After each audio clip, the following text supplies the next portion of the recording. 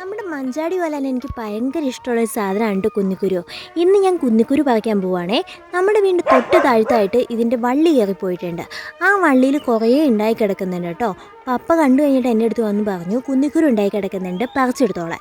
ഞാൻ ചെന്ന് നോക്കുമ്പോൾ ശരിയാണ് പറഞ്ഞ് കുറേ ഉണ്ടായി കിടക്കുന്നുണ്ട്. എൻ്റെ ജീവിതത്തിൽ ആദ്യമായിട്ടാണ് ഞാനിങ്ങനെ കാണുന്നത്.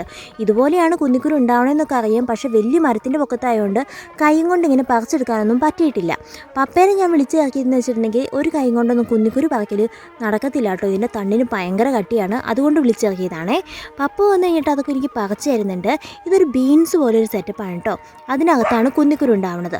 ഒരെണ്ണത്തിൽ 4 കുരു വീതം വെച്ചിട്ടുണ്ട്. ഇത് കണ്ടോ, അങ്ങോട്ടും ഇങ്ങോട്ടും തിരിഞ്ഞിട്ട് നല്ല ഭംഗിയാണ് കാണാനായിട്ട്. ഒരു കറുത്ത പൊട്ടൊക്കെ ആയിട്ട് നമ്മുടെ മഞ്ചാടി ഉണ്ടാവുന്നത് ഇതുപോലെ തന്നെയാണ് കേട്ടോ. ഇതുപോലെ തന്നെ നല്ല നീട്ടമുള്ള ബീൻസാണേ. ഞാൻ നേരത്തെ വീഡിയോ ഇട്ടിട്ടുണ്ടത്. വീഡിയോ കാണാത്തവരുണ്ടെങ്കിൽ ഒന്ന് കണ്ടു നോക്കണം കേട്ടോ. ഉണക്കിയതിനേക്കാളും പച്ച കുന്നിക്കുരുവിന് ഇച്ചിരി കൂടെ വലിപ്പവും കളവും വ്യത്യാസമുണ്ട്. ഓറഞ്ച് ഷെയ്ഡ് ഇച്ചിരി കൂടുതലാണ്. ഇനിയിപ്പോൾ ഞാൻ ഈ കുന്നിക്കുരുവൊക്കെ കൊണ്ടുപോയി കഴിഞ്ഞിട്ട് നന്നായിട്ട് ഉണക്കി വീട്ടിൽ സൂക്ഷിച്ച് വെക്കട്ടെ. കുന്നിക്കുരു ഇഷ്ടമുള്ളവരും അത് വെച്ച് കളിച്ചിട്ടുള്ളവരും ഒന്ന് പറയണേ. ഇത് കഴിക്കാൻ പറ്റുമെന്ന് അറിയത്തില്ല, വിഷത്തിൻ്റെ സെറ്റപ്പ് ഉണ്ട് കേട്ടോ. അപ്പോൾ ശരി, വീണ്ടും കാണാം, ബൈ.